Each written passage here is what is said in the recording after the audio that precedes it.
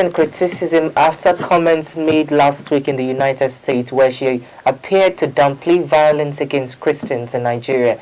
Speaking during an interview at the Four Seasons Hotel, she suggested many attacks were acts of banditry affecting all Nigerians rather than targeting religious persecution. The remarks were made during a meeting with journalist Madeleine Kiant during Tinubu's visits from Monday, February 3rd to Thursday, February 6th. She also cited cultural practices in some Sharia-governed areas, comments that critics say ignored eyewitness accounts and graphic evidence of violence against Christian communities.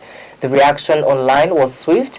Advocacy groups Open Doors reports 3,490 faith-related deaths between 2023 and 2025, with more than 200 people killed in recent attacks.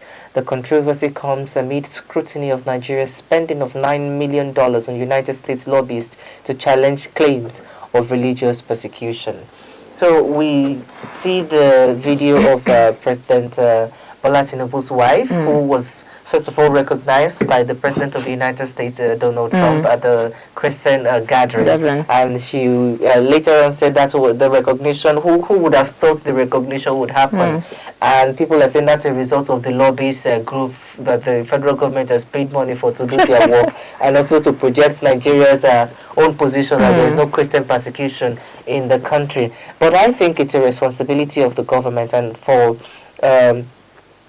someone that is not elected, who is just the wife of the president, she must be careful with the utterances that she made. She called Nigeria the bombing of Nigeria by President Trump a blessing, and welcomes more of that on Nigeria. And a lot of people have had to question that if this is what you're saying, then you're taking the responsibility away from your own government, your own husband, who is the president of the country and who says the buck stop at his own table. And now the issue of trying to deny the fact that Christians are being killed en masse in Nigeria. We understand that that is the fact, but that's not the entire truth. That is how this should be framed. I think the framing is the problem. And that's when it comes to communication. Do they even have communication aids that vets the things that they say, or to look at the kind of speeches that they give? Because you cannot continue to downplay the fact that is glaring to many Nigerians, and to say that Christians are not being killed. We've seen many churches razed. We've also seen many mosques raided and people killed as well. So, and communities, farmlands, the problem is layered, it's multiplicity. So we need to be able to know how we frame things. You should say that perhaps, yes, Christians have been killed, but also Muslims have been killed, or people of other faiths have been killed in Nigeria. But when you say outrightly that there's no Christian persecution and you downplay it, I know there's a responsibility for the government to make sure that you project a certain kind of narrative, but it begs belief that these people, these officials or their wives or people affiliated to them seems to be insensitive to Nigerians' plight, and that's how it seems to many Nigerians who are also complaining about the utterances she's made. I mean, it's only right for people to come out and feel like you downplaying the incidents. It's should I say a betrayal rather to victims, because first when I first saw this, I felt a little uneasy, because the first lady of a country making this kind of statement, it only suggests to me that you're saying violence against Christians is just, according to us, just part of banditry, and not targeted persecution. I think it's a very tricky thing for her to come out and imply, because from I feel like this is more than just words. It's, if I want to look at it from another angle, maybe just like you say, she's trying to protect the image of Nigeria outside here. She wants to internationally, and now I get that. But she's visiting the US. She's speaking to a public, a foreign audience rather. So I'm just looking at it from the positive stance. Like I told you before, that when people came out and called out the president, that he didn't announce first that the US military came in to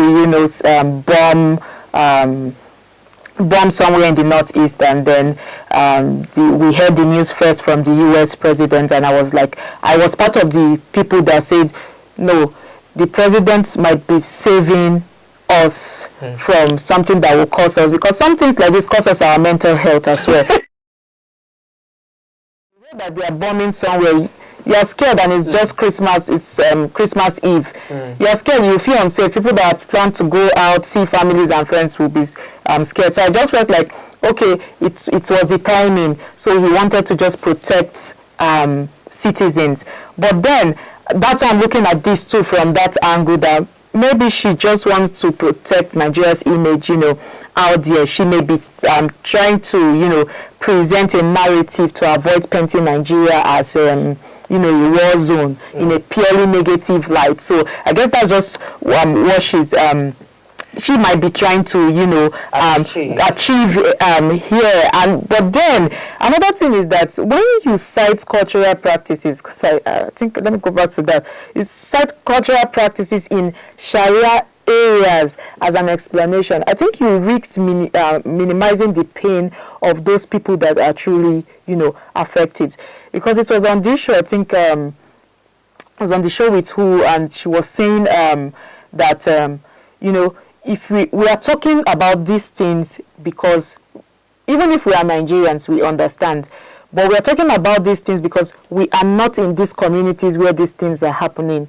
If we are in these communities where these things are happening, we'll get a full grasp of how these people are, feeling. So I feel like for Open Doors report, they are saying over 3,400 faith-related deaths. 3,400 faith-related in the last 2 years. That's not a small number. It's a very huge number. And just this year again, more than 200 people have reportedly been killed as well in attacks that appear targeted. So these are real families, these are real communities that have been torn apart. These are real people that their livelihoods have been affected. So you can't come out and just say it as if, like you said, the framing matters here. So what I think needs to be done here, in as much as we are trying to portray Nigeria in a good light and try to also secure the country, we should just try to, I always talk about balance, find the balance. You cannot be one-sided, pushing out a political narrative that we are all together. Banditry affects everyone. Banditry, have you ever affected you? Have bandits ever visited you?